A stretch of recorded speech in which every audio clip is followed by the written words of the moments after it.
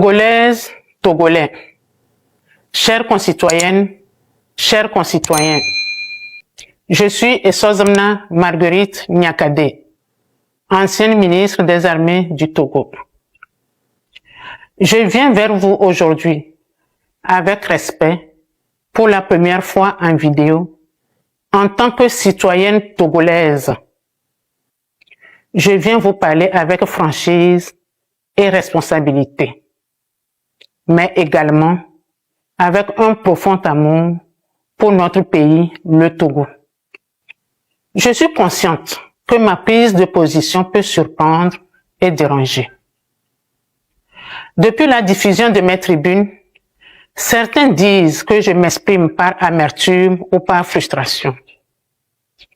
D'autres doutent de mes actions et pensent que je ne peux pas vouloir d'une sincère unité ou du changement. Je sais ce que cela peut représenter dans l'imaginaire collectif. À cela, je réponds, oui, j'ai des liens familiaux avec la famille Gnassingbé. Oui, mes enfants en sont issus. Cela est un fait. Mais il n'enlève rien à mon droit de m'exprimer en toute conscience sur la situation du Togo. Avant d'être lié à une famille ou à une communauté, je suis avant tout une citoyenne togolaise, lucide, qui n'accepte pas de garder le silence face à ce que subit mon pays, notre pays. Dites-moi, pourquoi devrais-je me taire au motif de mes origines ethniques, de mes liens familiaux ou parce que j'ai été ministre et sous prétexte d'avoir bénéficié du système? Non. Garder le silence face aux dérives que j'ai constatées quand j'étais dans le gouvernement serait trahir les valeurs qui me sont chères et qui constituent mes repères de vie. Ce serait renier ma conscience. Ce serait trahir le peuple togolais.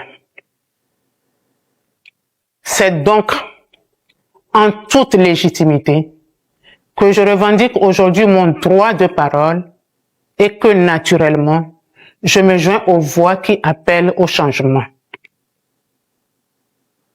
Vous savez, seuls les esprits fermés refusent d'évoluer. Chères concitoyennes et chers concitoyens, le silence dans ce contexte est une faute morale. L'inaction est une complicité et il est important de ne pas laisser la peur dicter nos actions et nos choix, car c'est en surmontant nos peurs que nous pouvons réellement avancer et agir de manière plus éclairée et courageuse. Dès les premières heures de son indépendance, le Togo n'a jamais connu la paix. Pas la vraie, pas celle qui libère et qui rassemble. Le Togo est resté enfermé dans un cycle ininterrompu d'abus, de violence et de répression contre sa propre population. Des parents ont été tués pour leurs opinions, d'autres contraints à l'exil, laissant derrière eux des générations meurtries, des familles brisées et des enfants grandir dans la douleur. Des Togolais, qu'ils soient du nord, du sud, de l'est ou de l'ouest, ont été contraints de fuir leur propre pays, non pas pour une meilleure vie, mais pour survivre. Toutefois, il n'y a pas que ceux qui sont partis. Il y a aussi ceux qui sont restés. Ceux qui vivent au Togo et qui ont appris à se taire par peur et par instinct de survie. Des citoyens emprisonnés, privés de leurs droits les plus élémentaires et de leur dignité. Nous pensons à tous les Togolais, d'ici et d'ailleurs, qui portent en eux des blessures profondes, des douleurs anciennes et des colères légitimes. Il serait difficile d'imaginer toute cette souffrance parce qu'il faut la vivre pour la comprendre. Il est temps d'arrêter toutes ces souffrances, d'assumer les erreurs du passé et de faire du Togo un pays de repentance, un pays de justice, un pays de mémoire. Ce sera le prix de la guérison et le seul chemin vers un pays de pardon et vers une paix réelle. Nous devons aussi avoir en mémoire que le problème togolais n'est pas une région. Le problème n'est pas non plus un nom de famille, ni une communauté. Le vrai problème, c'est un système qui a trahi les espoirs du peuple. Et ce système doit être combattu et changé. Chères concitoyennes, chers concitoyens, notre pays ne se construira pas dans la division, mais dans l'unité afin de faire du Togo une nation. Nous avons tous un rôle à jouer afin que nos concitoyens de l'extérieur puissent rentrer chez eux et que tous les Togolais vivent en paix, parlent sans peur et marchent sans crainte.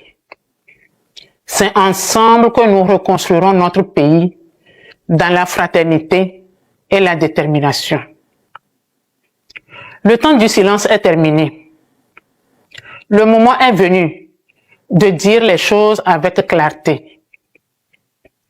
Nous avons besoin d'un Togo nouveau, d'un pays libre, juste, réconcilié et tourné vers l'avenir.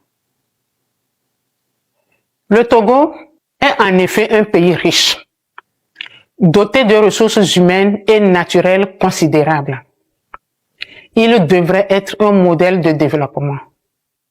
Hélas, les années de privation de liberté, de mauvaise gouvernance, de corruption endémique et d'impunité ont gravement compromis notre avenir collectif. Nous sommes conscients qu'il n'est pas facile de gouverner et de diriger. Mais le régime actuel a eu le temps, les moyens et toutes les opportunités pour changer le destin du Togo. Malheureusement, il a échoué et il n'y a plus d'excuses. Laisser Faure Gnassingbé au pouvoir encore ne changera rien. Il doit, d'une manière responsable, démissionner pour laisser la place à une transition apaisée, inclusive et nationale en vue de la reconstruction de notre pays. Le peuple togolais doit prendre ses responsabilités pour intensifier son engagement citoyen dans la paix et la légalité pour que le changement tant attendu devienne réalité. Le Togo doit renaître. C'est une réalité historique.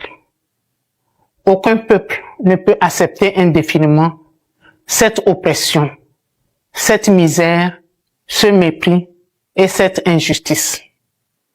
Je saisis l'occasion pour lancer un appel une fois de plus aux forces armées et aux forces de défense et de sécurité à se ranger aux côtés du peuple pour la libération et la reconstruction de notre pays, le Togo.